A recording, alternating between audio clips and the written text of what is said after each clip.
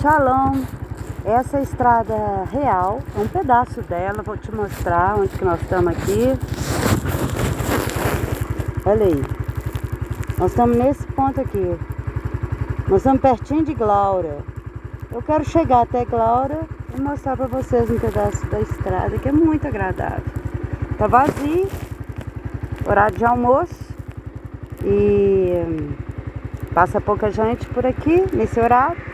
Normalmente não é uma estrada muito agitada, mas muito bonita, tá vendo?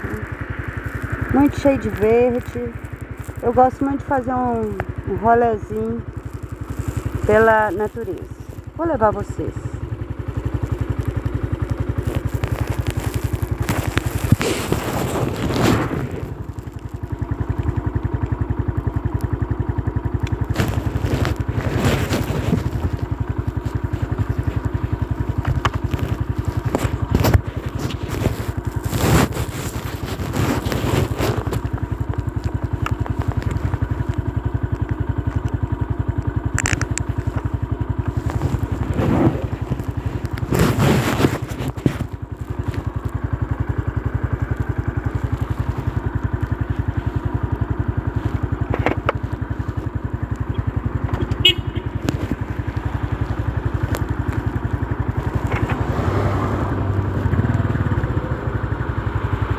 Beleza. Aquele campo tá pra lá ou pra cá? Pra lá, pra trás. Você passou. Obrigado. No trevo você entra à direita.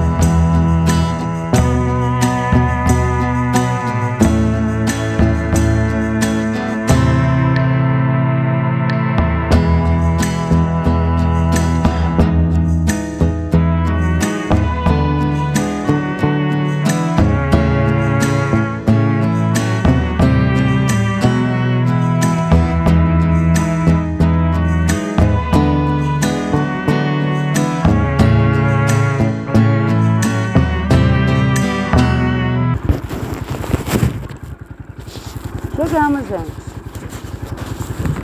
Essa é Glaura. Oh, que graça.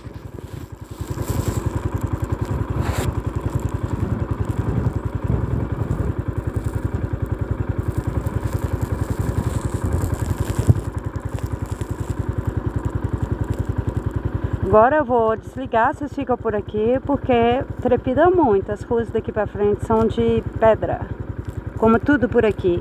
Quando não é terra, igual vocês estão vendo aí, ó, é pedra.